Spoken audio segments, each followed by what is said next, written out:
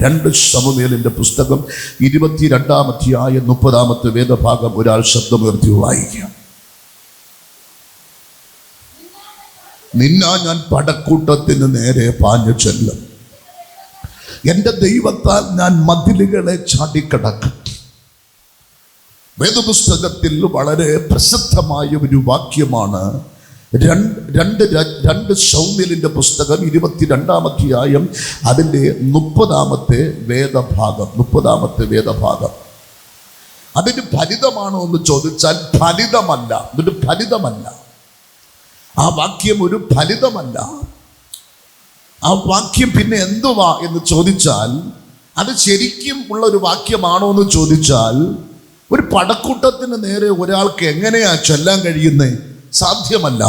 ഒരു പടക്കൂട്ടത്തിന് നേരെ ഒരു വ്യക്തിക്ക് എങ്ങനെയാ പാഞ്ഞു ചെല്ലാൻ പറ്റുന്നേ? 10-30 ലക്ഷം വരുന്ന ആയുധധാരികളായിരിക്കുന്ന കുതിരപ്പുറത്ത് കയറി വരുന്ന ഫെലിസ്ത്യ സൈന്യങ്ങൾക്ക് നേരെ ഒരു പയ്യൻസിന്, അല്ലെ, ഒരു പയ്യന്, ദാവീദ് എന്ന് പറയുന്ന ഒരു ചെറുപ്പക്കാരന്, അതും പുള്ളി വലിയ അഭ്യാസിയൊന്നുമല്ല, ആടുകളെ മേച്ചു മടന്നയാളാണ്. ആടുകളെ അടിക്കാനല്ലാതെ പുള്ളിക്കൊന്നും അറിയാൻ പാടില്ല. അങ്ങനെ ആടുകളെ മേച്ചു മടന്നവൻ, കാട്ടിൽ കിടന്നവൻ, കാട്ടിൽ ജീവിച്ചവൻ, പാറപ്പുറത്ത് കിടന്ന് ഉറങ്ങിയ ഈ പുള്ളിക്ക് എങ്ങനെയാ പടക്കൂട്ടത്തിന് നേരെ പാഞ്ഞു ചെല്ലാൻ പറ്റുന്നേ? അതൊരിക്കലും സാധ്യമുള്ള കാര്യമല്ല. പിന്നെ എന്താ ബൈബിളിൽ എഴുതി വെച്ചിരിക്കുന്നത്? അപ്പൊ തെറ്റായ കാര്യമാണോ എഴുതി വെച്ചിരിക്കുന്നത്?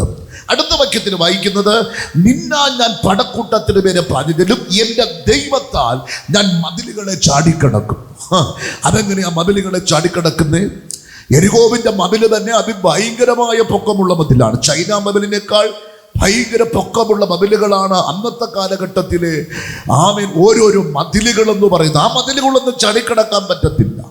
അതുമാത്രമല്ല, ഈ പുള്ളിക്കാരൻ ചാടിക്കടക്കാനുള്ളതായ കട്സൊന്നും പുള്ളിക്കില്ല. കാരണം ഈ ദാവീദ് എന്ന മനുഷ്യൻ വലിയ ഓട്ടക്കാരനോ അല്ലെങ്കിൽ ഒരു ചാട്ടക്കാരനോ അല്ല ഈ ദാവീദ്. പിന്നെ ദാവീദ് എന്താണ് ദാവീദ് ഉദ്ദേശിക്കുന്നത്? ദാവീദ് ആ കാലഘട്ടത്തിലെ പ്രതിസന്ധി, ആ കാലഘട്ടത്തിലെ വെല്ലുവിളി, ആ കാലഘട്ടത്തിൽ താൻ അഭിമുഖീകരിക്കാൻ പോകുന്ന പ്രശ്നങ്ങളെയാണ് പടക്കൂട്ടങ്ങളെന്നും മതിലുകളെന്നും അവിടെ വിവക്ഷിക്കുന്നത്.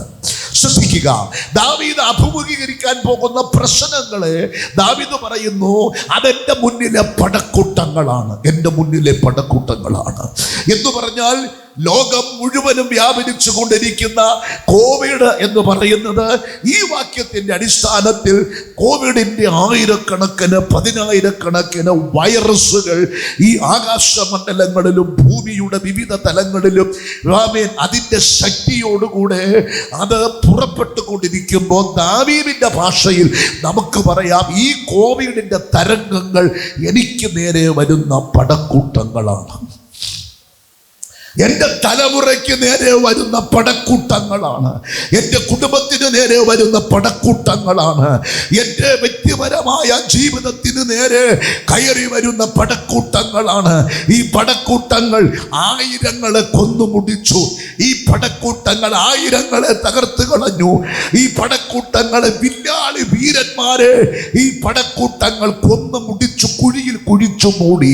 അനേക ശക്തന്മാരെ ഈ പടക്കൂട്ടങ്ങൾ തകർത്ത് തരിപ്പിണമാക്കി, വെട്ടിക്കീറിയ, കൊത്തിക്കീറിയ, ആളിക്കത്തിയ വിറകിന്റെ മുകളിലേക്ക്, തീക്കകത്തേക്ക് വലിച്ചെറിഞ്ഞു. അനേക ശക്തന്മാരെ ഉന്നതന്മാരെ ഞങ്ങളെ ഒരു പടക്കൂട്ടവും തൊടത്തില്ലെന്ന് പറഞ്ഞ് വലിയ ഗ്ലാസിനകത്ത്, AC-ക്കകത്തിരുന്ന പലരെയും ഈ പടക്കൂട്ടങ്ങൾ കവർന്നെടുത്ത് കൊന്ന് കടലിലെറിഞ്ഞു, പുഴയിലെറിഞ്ഞു, നദിയിലെറിഞ്ഞു. തെരുപ്പട്ടികൾ വലിച്ചവരുടെ ശരീരങ്ങൾ കീറി മുറിച്ച് തിന്നുകൊണ്ടിരിക്കുന്ന കാഴ്ച നമ്മൾ കണ്ടു. പക്ഷേ ദാവീദ് അവിടെ പറയുന്നു, എടാ പടക്കൂട്ടങ്ങളെ, എനിക്ക് നിന്നെ പേടിയില്ല. അതിന്റെ കാര്യം എന്താ?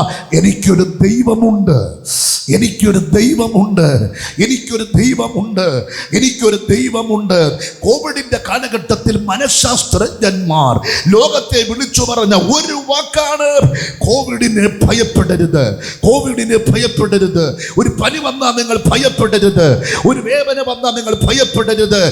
നിങ്ങൾ കോവിഡ് പോസിറ്റീവാണ് എന്ന് ഡോക്ടേഴ്സ് നിങ്ങളെ വിധിച്ചാൽ നിങ്ങൾ ആദ്യം ചെയ്യേണ്ടത് നിങ്ങൾ ഭയപ്പെടരുത്. ഭയം നിങ്ങളിലേക്ക് ഇറങ്ങി വന്നാൽ ഈ കോവിഡിന്റെ നഖങ്ങൾ നിങ്ങളുടെ ആയുസ്സിനെ പിടിപെടുത്തു കളയും. ലോകശാസ്ത്രജ്ഞന്മാർ വിളിച്ചു പറയുന്നു, ഇവന് നിങ്ങൾ ഭയപ്പെടരുത്. ദാവീദ് പറയുന്നു, ഭയപ്പെടരുതെന്നല്ല, ഞങ്ങൾ നിനക്ക് നേരെ പാഞ്ഞു ചെല്ലും. 6:30 മണിക്ക് പ്രാർത്ഥിച്ചു തുടങ്ങിയപ്പോൾ വെള്ളവസ്ത്രവും എടുത്തുകൊണ്ട് ബൈബിളും പിടിച്ചുകൊണ്ട് വീട്ടിനകത്ത് നിന്ന് 5 മണിക്ക് എണീറ്റാലല്ലേ 6:30 വരാൻ പറ്റത്തുള്ളൂ. ഈ പടക്കൂട്ടങ്ങൾക്ക് നേരെ പാഞ്ഞെടുക്കുവാൻ വേണ്ടി പ്രാർത്ഥനയുടെ അഭിഷേകത്തോടെ, ആരാധനയുടെ അഭിഷേകത്തോടുകൂടെ, ആത്മമറവിന്റെ അഭിഷേകത്തോടുകൂടെ കടന്നു വന്നിരിക്കുന്ന ദൈവ പൈതലേ,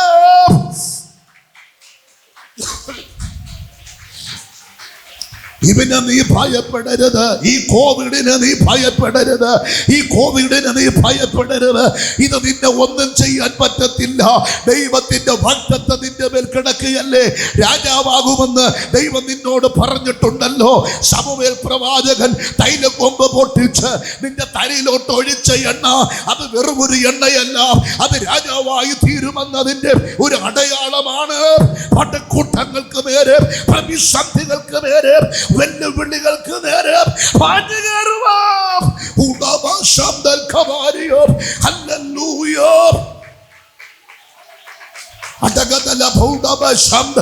കാൽവരിയുടെ രക്തത്തിന്റെ ജയത്തിനായി നിനക്കവരെ കയറി വരുന്ന പടക്കൂട്ടങ്ങൾക്ക് നേരെ നിന്നെ കൊന്ന് കുഴിച്ചു മൂടി കൊലവിളി ഉയർത്തുവാൻ വേണ്ടി കയറി വരുന്ന ദുഷ്ടശക്തികൾക്ക് നേരെ ആത്മാവിന്റെ ശക്തിയോടെ നീ വിളിച്ചു പറയണം, എന്നെ തൊടാൻ പറ്റത്തില്ല. അതിന്റെ കാരണം എന്നെ ശക്തനാക്കുന്നവൻ നിമിത്തം ഞാൻ സകലത്തിലും, എന്നെ ശക്തനാക്കുന്നവൻ നിമിത്തം.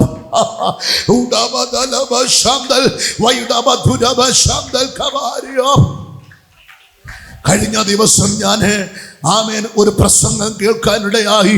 ഒരു അനുഗ്രഹീതനായ ദൈവദാസന്റെ ഒരു മെസ്സേജ് കേട്ടു.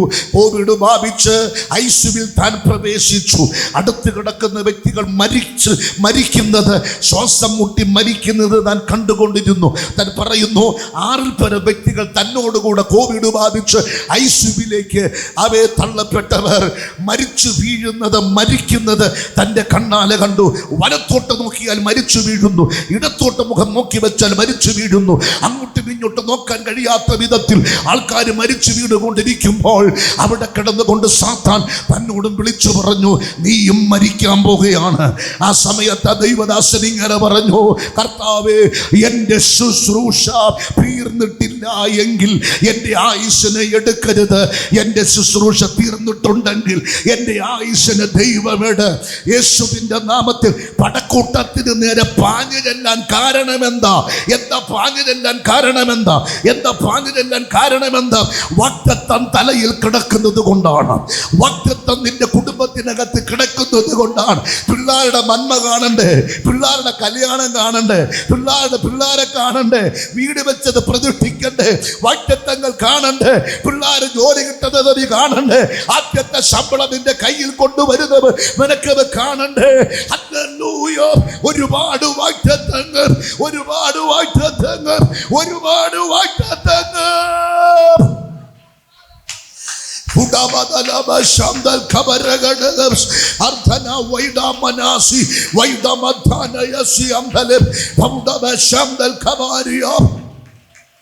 ഹല്ലേലൂയ. കർത്തൃമേശ കൊടുക്കാൻ നേരത്ത്, കുർബാന കൊടുക്കാൻ നേരത്ത്, കർത്താവിൻ്റെ മേശയിൽ പങ്കെടുക്കുന്നതിന് മുമ്പ് ദൈവദാസന്മാർ പറയുന്നൊരു വാക്കുണ്ട്, എന്നെ തിന്നുന്നവൻ എൻ മൂലം ജീവിക്കും. ദാവീദിനോട് ചോദിക്കാൻ, ദാവീദേ, നീ ഈ പടക്കൂട്ടത്തിന് നേരെ എങ്ങനെയാ പാഞ്ഞു ചെല്ലുന്നേ? ദാവീദ് പറയും, എൻ്റെ തലയിൽ ഒരു എണ്ണ വന്ന് വീണിട്ടുണ്ട്. ആ എണ്ണ വന്ന് വീണതിന് ശേഷം എനിക്കൊരു വിൽ പവർ, ഏതിനെയും തരണം ചെയ്യാനുള്ള ഒരു വിൽ പവർ, ഏതിനെയും ജയിക്കാനുള്ള ഒരു വിൽ പവർ എൻ്റെ അകത്ത് തുട്ടിച്ചു കൊണ്ടിരിക്കുകയാണ്. കരടികൾ വന്നാൽ എനിക്ക് പ്രശ്നമില്ല, സിംഹം എനിക്ക് പ്രശ്നമില്ല. ഏത് വന്നാലും ഞാൻ അതിനെ മടല് കീറി കളയുന്നത് പോലെ ഞാൻ അവനെ വലിച്ചു കീറി ദൂരിക്കളയും. ഇതാണ് ക്രിസ്ത്യാനിറ്റി, ഇതാണ് ക്രിസ്ത്യാനിറ്റിയുടെ പവർ, ഇതാണ് ഉയർപ്പിന്റെ ശക്തി. യേശുവിന്റെ നാമത്തിൽ തീക്കകത്ത് നിന്ന് ചിറകടിച്ച് പറന്ന് ഉയരുന്ന പക്ഷിയെ പോലെ നിനക്ക് നിന്നെ ഒതുക്കാൻ കഴിയത്തില്ല, നിന്നെ തകർക്കാൻ കഴിയത്തില്ല, നിന്നെ മുടിച്ചു കളയാൻ കഴിയത്തില്ല. നിന്റെ അകത്തിരിക്കുന്നവൻ ചത്തവനല്ല, നിന്റെ അകത്തിരിക്കുന്നവൻ പെയിന്റ് അടിച്ചു വയ്ക്കുന്ന ഒന്നല്ല, നിന്റെ അകത്തിരിക്കുന്നവൻ മനുഷ്യ ദൈവമല്ല, മരിച്ച് അടക്കപ്പെട്ട പുഴുവെടുത്ത് ആമെ കുഴിക്കകത്തിരിക്കുന്ന ഒരു മനുഷ്യ ദൈവത്തിന്റെ ആത്മാവല്ല നിന്റെ അകത്തിരിക്കുന്നത്. യെരൂശലേമിൽ ഒരു കല്ലറ തുറന്നിട്ടിരിക്കുന്നു, അവിടെ ഇങ്ങനെ എഴുതി വച്ചിരിക്കുന്നു, അവൻ ഉയർത്തെഴുന്നേറ്റു. ഉയർത്തെഴുന്നേറ്റവന്റെ ആത്മാവ്, പുതിയ അഭിഷേകത്തിന്റെ ആത്മാവ്, ജയത്തിന്റെ ആത്മാവ്, ദൈവകൃപയുടെ ആത്മാവ്.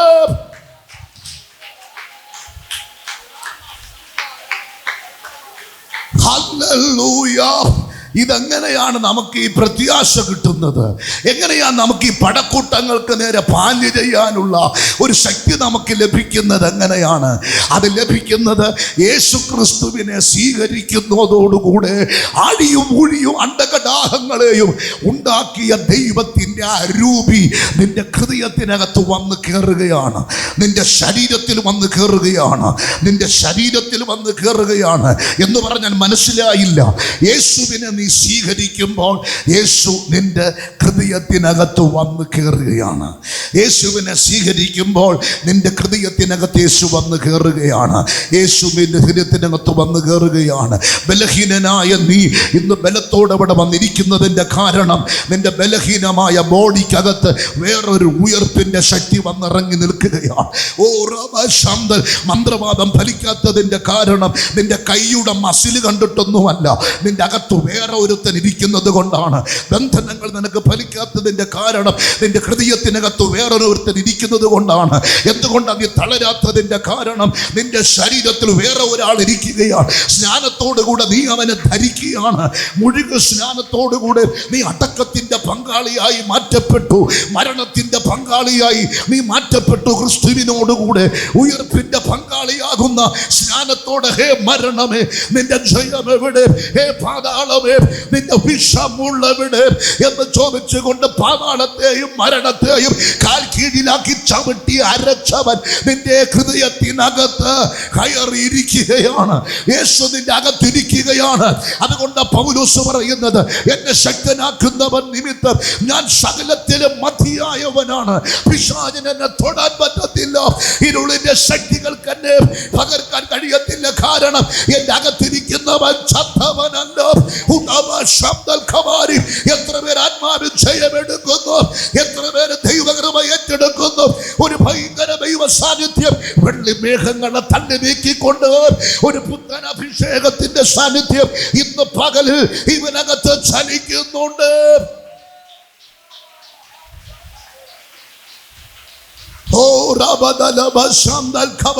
പടക്കൂട്ടങ്ങൾ പടക്കൂട്ടങ്ങൾ പടക്കൂട്ടങ്ങൾ പടക്കൂട്ടങ്ങൾ പടക്കൂട്ടങ്ങൾ പടക്കൂട്ടങ്ങൾ നിനക്കെതിരെ വരും. പടക്കൂട്ടങ്ങൾ, ഒന്നാം തരംഗത്തിന്റെ പടക്കൂട്ടത്തെ നമ്മൾ ജയിച്ചു. രണ്ടാമത്തെ അവേ പടക്കൂട്ടത്തിന്റെ തരംഗത്തെ നമ്മൾ ജയിച്ചു കൊണ്ടിരിക്കുന്നു. മൂന്നാമത്തെ പടക്കൂട്ടത്തെ നമ്മൾ ജയിക്കും, നമ്മൾ ജയിക്കും. നാലാമത്തെ പടക്കൂട്ടത്തെ നമ്മൾ ജയിക്കും. പത്താമത്തെ സംഹാരകനെ ഇസ്രായേൽ ജയിച്ചെങ്കിൽ, പത്താമത്തെ സംഹാരകനെ ഏത് വീട്ടിൽ ആൺകുട്ടികളുണ്ടോ അതിന് ആദ്യ ചാവനെ കൊന്നു മുടിക്കുന്ന സംഹാരകനെ ഇസ്രായേൽ മക്കൾ ജയിച്ചിട്ടുണ്ടെങ്കിൽ, ഇസ്രായേൽ മക്കൾ ജയിച്ചിട്ടുണ്ടെങ്കിൽ എബ്രായ ബാലന്മാരെ തൊടുവാൻ കഴിയാതെ പടക്കൂട്ടങ്ങളുടെ മേൽ അവർ ജയാളികളായി മാറിയിട്ടുണ്ടെങ്കിൽ എത്ര പേർ ആത്മാവിൽ വിശ്വസിക്കുന്നു?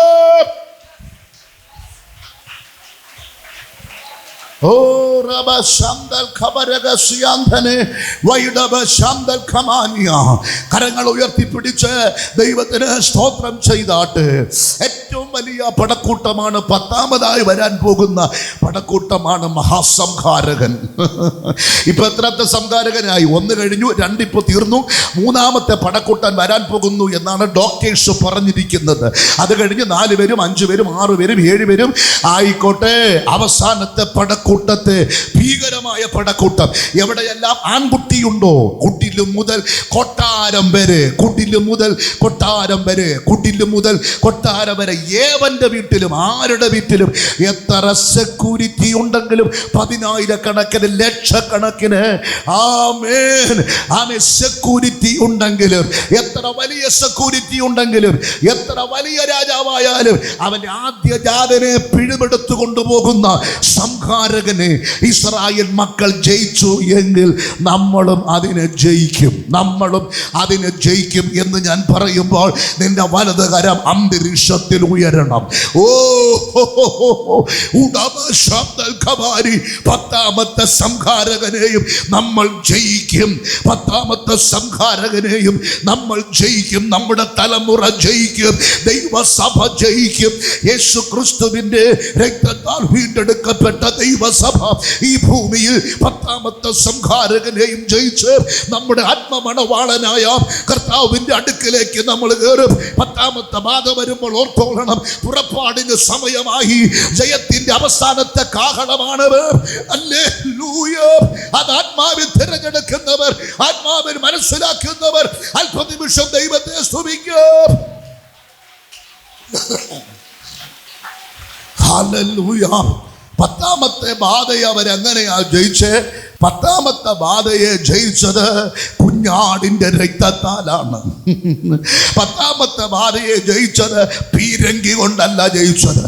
10ാമത്തെ ബാധ ജയിച്ചത് അതേ ബോംബുകൾ കൊണ്ടല്ല ജയിച്ചത്. 10ാമത്തെ ബാധ ജയിച്ചത് അണുബോംബ് കൊണ്ടല്ല, പട്ടാളത്തെ കൊണ്ടല്ല ജയിച്ചത്.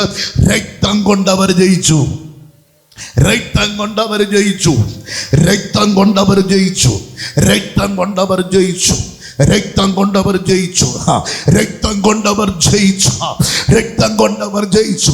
ഹാബേലിന്റെ രക്തത്തെക്കാൾ ഗുണകരമായി സംസാരിക്കുന്ന കുഞ്ഞാടിന്റെ രക്തം കൊണ്ട് അവർ സംഹാരകനെ ജയിച്ചു.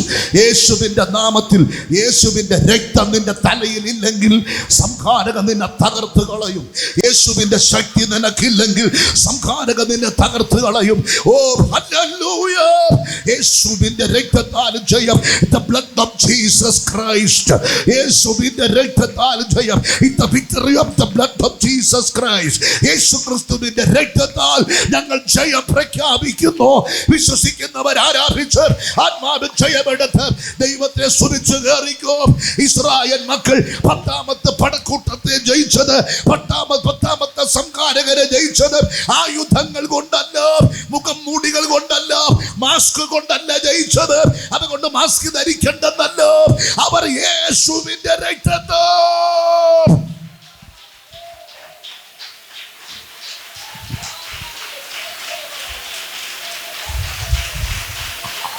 യേശു ക്രിസ്തുവിന്റെ രക്തത്താൽ അല്ലാതെ ഈ ബാധയെ ജയിക്കാൻ കഴിയുകയില്ല എന്ന് ഞാൻ പറയുമ്പോൾ എത്ര പേർക്ക് ആമേൻ പറയാൻ കഴിയും? യേശു ക്രിസ്തുവിന്റെ രക്തത്താൽ ആമേൻ ആമേൻ. വാക്സിൻ എല്ലാം ഒരു പരിധി വരെ കഴിയത്തുള്ളൂ, ഒരു പരിധി വരെ വാക്സിനൊക്കെ തടയാൻ കഴിയത്തുള്ളൂ. അതിന് വാക്സിൻ എടുക്കാത്തവരെല്ലാം വാക്സിൻ എടുത്തോളണം. അത് ഈ ഭൂമിയിൽ നമ്മൾ ചെയ്യേണ്ട കാര്യങ്ങളാണ്. പക്ഷെ ഒരു കാര്യം നിന്നോട് പറയാം, ഈ കോവിഡിന്റെ പിന്നിൽ ഒരു ഈവിൾ സ്പിരിറ്റ് ഉണ്ട്. ഈ കോവിഡിന്റെ അകത്തളത്തിൽ ഒരു ഈവിൾ സ്പിരിറ്റ് ഉണ്ട്. അതുകൊണ്ടാണ് മനഃശാസ്ത്രജ്ഞന്മാർ പറയുന്നത്, അതുകൊണ്ടാണ് കോവിഡ് ബാധിച്ചവരെ ഊളംപാറയിൽ നിന്നും വിവിധ ഡോക്ടേഴ്സ് വിളിക്കുന്നത്. ടെൻഷൻ ഉണ്ടോ? മരണഭീതിയുണ്ടോ? മരിക്കാൻ തോന്നുന്നുണ്ടോ? അങ്ങനെ വല്ലതും ടെൻഷൻ ഉണ്ടോ? എന്താ കാര്യം? പിശാചു പറയുന്നു, നീ മരിച്ചുകളാ. കോവിഡിനകത്ത് ഒരു പൈശാചിക സ്പിരിറ്റ് ഉണ്ട്. യേശുവിന്റെ നാമത്തിൽ ഈ വൈറസിനകത്ത് ഒരു പൈശാചിക സ്പിരിറ്റ് ഉണ്ട്. അത് നിന്നെ തകർത്ത് കളയും, അത് നിന്നെ ടെൻഷൻ അടിപ്പിച്ചു കളയും. എത്രയോ പേർ തൂങ്ങി മരിച്ചു, എത്രയോ പേർ വലിയ വലിയ കെട്ടിടത്തിന്റെ മുകളിൽ നിന്ന് താഴേക്ക് ചാടി മരിച്ചു. എന്താ കാര്യം? ഇവനകത്തൊരു മരണത്തിന്റെ മണമുണ്ട്, ഒരു മരണത്തിന്റെ ശക്തിയുണ്ട്. യേശു ക്രിസ്തുവിന്റെ നാമത്തിൽ ഇവനെ ജയിക്കും ഒരു മരുന്നുണ്ട്. അത് കാൽവറിയിലെ യേശു ക്രിസ്തുവിന്റെ രക്തമാണ്. കാൽവറിയിലെ യേശു ക്രിസ്തുവിന്റെ രക്തത്താൽ അല്ലാതെ ഈ കോവിഡിന്റെ ശക്തിയെ ജയിക്കാൻ കഴിയത്തില്ല. അത് വിശ്വസിക്കുന്നവർ ശക്തിയോടെ ദൈവത്തെ സ്തുതിക്കണം. യേശുവിന്റെ രക്തത്തിൽ ആശ്രയിക്കണം. ലോകത്തിലെ ഏറ്റവും വലിയ രക്തമാണ് യേശുവിന്റെ രക്തം. യേശുവിന്റെ രക്തത്തെ ജയിക്കാൻ ലോകത്തിൽ വേറെ ഒരു രക്തത്തിനും കഴിയത്തില്ല, ഒരു മൃഗത്തിന്റെ രക്തത്തിനും കഴിയത്തില്ല. യേശുക്രിസ്തുവിന്റെ രക്തമാണ് സകലത്തെയും ജയിക്കുന്ന രക്തം. സകലത്തിന് മേൽ ജയം തരുന്ന രക്തം യേശുക്രിസ്തുവിന്റെ രക്തമാണ്. യേശുവിന്റെ രക്തം പറയുന്നവന്റെ അടുക്കൽ പിശാചു വരില്ല, പിശാചു വരില്ല. യേശുവിന്റെ രക്തം പറയുന്നവന്റെ അടുക്കൽ പിശാചു വരില്ല. യേശുവിന്റെ രക്തം പറയുന്നവന്റെ അടുക്കൽ പിശാചു വരില്ല. എന്താ എടുത്തെടുത്ത് പറയാൻ കാരണം? അത് അങ്ങനെയാണ്, അത് അങ്ങനെയാണ് അവന്റെ രഹസ്യം. യേശുവിന്റെ രക്തം പറഞ്ഞു നോക്ക്, നിന്റെ ചുറ്റളവിൽ ഒരു ദൈവ സാന്നിധ്യം അപ്പോൾ തന്നെ ഫാം ചെയ്ത് കഴിയും. യേശുവിന്റെ നാമത്തിൽ യേശുവിന്റെ രക്തം പറഞ്ഞു നോക്ക്, നിന്റെ തലയ്ക്കകത്തോട് ഒരു ആത്മസാന്നിധ്യം ഇറങ്ങി വരും. യേശുവിന്റെ രക്തം പറഞ്ഞു നോക്ക്, ആയിരക്കണക്കിന് പറ, ലക്ഷക്കണക്കിന് പറ, യേശുവിന്റെ നാമത്തിൽ യേശുവിന്റെ രക്തത്താൽ നീ പറ, വാ തുറന്നു പറ, നിന്റെ ശബ്ദമെടുത്ത് നീ പറ. ഓ റബ ശതല റബസിയ, അത് നിന്റെ അസ്ഥികളിലേക്ക് ഇറങ്ങട്ടെ, അത് നിന്റെ ശരീര ഭിത്തികളിലേക്ക് യേശുക്രിസ്തുവിന്റെ രക്തം ഇറങ്ങട്ടെ. ആർഷപാരവത്തിന്റെ മുക്കിലും മൂലയിലും യേശുവിന്റെ രക്തത്തിന്റെ ശക്തി ഇറങ്ങട്ടെ. ആർഷപാരവത്തിന്റെ ലോക ചരിത്രത്തിന്റെ സകല മണ്ഡലങ്ങളിലും യേശുവിന്റെ രക്തത്തിന്റെ ശക്തി ഇറങ്ങട്ടെ. പാപത്തിൽ നിന്നും ശാപത്തിൽ നിന്നും രോഗത്തിൽ നിന്നും സകല ബന്ധനത്തിൽ നിന്നും മനുഷ്യനെ വിടുവിക്കുന്ന യേശുവിന്റെ പുണ്യാക രക്തം കാൽവറിയിൽ രണ്ട് കള്ളന്മാരുടെ മധ്യത്തിൽ പച്ചപൈമര കുരിശിൽ 3 ആണികളിൽ തകർക്കപ്പെട്ട യേശുക്രിസ്തുവിന്റെ പുണ്യാക രക്തം, യേശുവിന്റെ രക്തം, അത് മാനവരാശിയെ വിടുവിക്കുന്ന രക്തം. ഹല്ലേലൂയ! അവൻ ലോകത്തെ വിടുവിക്കുന്ന രക്തം, സകല മനുഷ്യരെ വിടുവിക്കുന്ന രക്തം, സകല സംഹാരകരിൽ നിന്നും മനുഷ്യനെ വിടുവിക്കുന്ന രക്തം. ആ രക്തത്തിന്റെ ശക്തി, ആ രക്തത്തിന്റെ സ്പിരിറ്റ്, ആ രക്തത്തിന്റെ സാന്നിധ്യം ഇപ്പോൾ ഇവനകത്ത്, സഭയ്ക്കകത്ത്, കുടുംബങ്ങളിലേക്ക് ഇന്ന് പകൽ ഇവനകത്ത് വ്യാപരിച്ചു കൊണ്ടിരിക്കുന്നു. നിനക്ക് പാപത്തെ ജയിക്കാൻ കഴിയാത്തവന്റെ കാരണം, നിനക്ക് പാപത്തെ ജയിക്കാൻ കഴിയാത്തവന്റെ കാരണം രക്തത്താൽ നീ വീണ്ടെടുക്കപ്പെട്ടിട്ടില്ല, രക്തത്താൽ നീ വീണ്ടെടുക്കപ്പെട്ടിട്ടില്ല. യേശു ക്രിസ്തുവിന്റെ രക്തത്താൽ നീ വീണ്ടെടുക്കപ്പെടാത്തതാണ് നിന്റെ പരാജയത്തിന് കാരണം. പാപത്തെ നിനക്ക് ജയിക്കാൻ കഴിയാത്തവന്റെ കാരണം, ലോകത്തിന്റെ നൈമിഷികങ്ങളെ നിനക്ക് ജയിക്കാൻ കഴിയാത്തതിന്റെ കാരണം, ഒരു 15 മിനിറ്റോ ഒരു 5 മിനിറ്റോ തരമ സുഖങ്ങളിൽ നീ ജയിക്കാൻ കഴിയാത്തതിന്റെ കാരണം, അതിനകത്ത് നീ മുങ്ങി തപ്പുന്നതിന്റെ കാരണം യേശു ക്രിസ്തുവിന്റെ രക്തത്താലുള്ള ജയം നീ പ്രാപിച്ചിട്ടില്ല. യേശു ക്രിസ്തുവിന്റെ രക്തത്താലുള്ള ജയം നീ പ്രാപിച്ചിട്ടില്ല. ഇന്ന് പകൽ എത്ര പേർ ആത്മാവിൽ പറയുന്നു, എനിക്ക് യേശുവിന്റെ രക്തം വേണം, എനിക്ക് യേശുവിന്റെ രക്തത്താൽ കഴുകപ്പെടണം. ഓ ഹല്ലേലൂയ! നിന്റെ പാപം എത്ര കട്ടും ചുവപ്പായാലും അത് ഹിമം പോലെ അവനെ വെളുപ്പിക്കുന്ന യേശുവിന്റെ പുണ്യാക രക്തത്തിന്റെ ശക്തി ഈ ആരാധനയ്ക്കകത്ത് ദൈവം ചലിപ്പിച്ചു കൊണ്ടിരിക്കുന്നതിനാൽ വിശ്വസിക്കുന്ന ദൈവമക്കൾ ആ കരങ്ങളെ ചേർത്തടിച്ച് Oh, hallelujah. Udaba Shantana Rause Manasi Marthana Jagasia യേശുവിന്റെ രക്തത്താലും വചനത്താലും നിന്നാൽ ഞാൻ പടക്കൂട്ടത്തിന് നേരെ പാഞ്ഞു ചെല്ലും. നിന്നാൽ ഞാൻ പടക്കൂട്ടത്തിന് നേരെ പാഞ്ഞു ചെല്ലുന്നതിന് 2 തലങ്ങളുണ്ടെന്നും കൂടെ പറഞ്ഞ് അവസാനിപ്പിക്കുവാൻ ആഗ്രഹിക്കുന്നു. ഒന്നാമതായി അവൻ്റെ അകത്ത് അവൻ്റെ കാലുകളിലൂടെ കയറിയ എനർജി, അവൻ്റെ കാലുകളോടുകൂടെ അവൻ്റെ കാലിനകത്തുകൂടെ അവൻ്റെ തള്ള വീരലിനകത്തുകൂടെ കയറി വന്ന ഒരു അഭിഷേകം. അതുകൊണ്ടാണ് ദൈവം പറഞ്ഞത് പുറപ്പാട് പുസ്തകം 14-ാം അധ്യായം 13-ാമത്തെ വാക്യത്തിൽ വായിക്കുന്നത്, ഉറച്ചു നിൽപ്പീൻ, ഭയപ്പെടരുത്. ഇന്ന് കണ്ട മിസ്രയീമിനെ ഒരു നാള് നിങ്ങൾ കാണുകയില്ല. നമുക്ക് വിശ്വസിക്കാം. ആമേൻ. ഈ വരുന്ന ആഴ്ചയോടുകൂടെ ആഗസ്റ്റ് മാസം തീരാൻ പോകുന്നു. സെപ്റ്റംബർ മാസം നമുക്ക് വിശ്വാസത്തോടെ വിളിച്ചു പറയാം, നീണ്ട 2.5 കൊല്ലങ്ങൾ കൊണ്ട് 2 കൊല്ലങ്ങൾ കൊണ്ട് ലോകത്തിൽ ഞാനും എൻ്റെ കുഞ്ഞുങ്ങളും കാണുന്ന ഈ പടക്കൂട്ടത്തെ, ഈ മഹാമാരിയെ സെപ്റ്റംബർ പ്രമാസത്തോടുകൂടെ ഞങ്ങൾ കാണുകയില്ല. വിശ്വാസത്തോടെ നമുക്ക് പ്രഖ്യാപിക്കാം, വിശ്വാസത്തോടെ പ്രഖ്യാപിക്കാം, വിശ്വാസത്തോട് പ്രഖ്യാപിക്കാം. വലയിട്ട് വരിച്ചാൽ പോലും കിട്ടാത്തതാണ് ഈ വൈറസ് എന്ന് പറയുന്നത്. ശാസ്ത്ര ലോകത്തിൽ ഒരിക്കലും ഇതിന് പിടികൊടുക്കാൻ കഴിയത്തില്ല. അതിന്റെ കാരണം ഇത് വലയ്ക്കകത്ത് കയറുന്നതല്ല, ഇത് വലയ്ക്കകത്ത് കയറുന്നതല്ല, ഒരാളെ കൈപ്പിടിയിൽ ഒതുങ്ങുന്നതല്ല. ആയിരക്കണക്കിന് വെടിയുണ്ടകൾ വെച്ച് വെടിവെച്ചാൽ വീഴുന്ന, വിരട്ടി ഓട്ടിക്കാൻ കഴിയുന്ന ഒന്നല്ല ഈ വൈറസ് എന്ന് പറയുന്നത്. ഇവനകത്തൊരു ഈവിൾ സ്പിരിറ്റ് ഉണ്ട്, ഇവനകത്തൊരു പൈശാചിക ശക്തിയുണ്ട്. ഇവനെ കൂട്ടമായി അറസ്റ്റ് ചെയ്യാൻ മിഖായേലും സൈന്യവും ഭാരതത്തിൽ ഇറങ്ങട്ടെ, ലോകത്തിൽ ഇറങ്ങട്ടെ. യേശുവിന്റെ നാമത്തിൽ നമുക്ക് ഈ ഭൂമി ജീവിക്കണം. ഇനിയും നമുക്ക് ഈ ഭൂമി ജീവിക്കണം. നമുക്ക് ഒരുപാട് ജീവിക്കുവാനുണ്ട്, ഒരുപാട് ദൈവത്തിന് വേണ്ടി ഓടുവാനായിട്ടുണ്ട്, ആത്മാക്കളെ നേടുവാനായിട്ടുണ്ട്, നമ്മുടെ പിള്ളേർ സ്നാനപ്പെടാനായിട്ടുണ്ട്, നമ്മുടെ പിള്ളേർ അഭിഷേകം പ്രാപിക്കാനായിട്ടുണ്ട്, നമ്മുടെ കുഞ്ഞുങ്ങളുടെ ഭാവി നമുക്ക് കാണുവാനായിട്ടുണ്ട്. ഒരുപാട് ബാധ്യതകളുണ്ട്, ഒരുപാട് കടഭാരങ്ങളുണ്ട്, ഒരുപാട് ഞെരുക്കങ്ങളുണ്ട്. ഇതെല്ലാം മാറേണ്ടതുണ്ട്, വിശാലപ്പെടേണ്ടതുണ്ട്. നിന്ദിച്ചവരുടെ, പഠിച്ചവരുടെ, ദുഷിച്ചവരുടെ, മാറ്റി നിർത്തിയവരുടെ നടുവിൽ നിന്റെ തല ഉയരുവാനായിട്ടുണ്ട്. ഹല്ലേലൂയ. അത് വിശ്വസിക്കുന്നവർ രക്തത്താൽ ജയം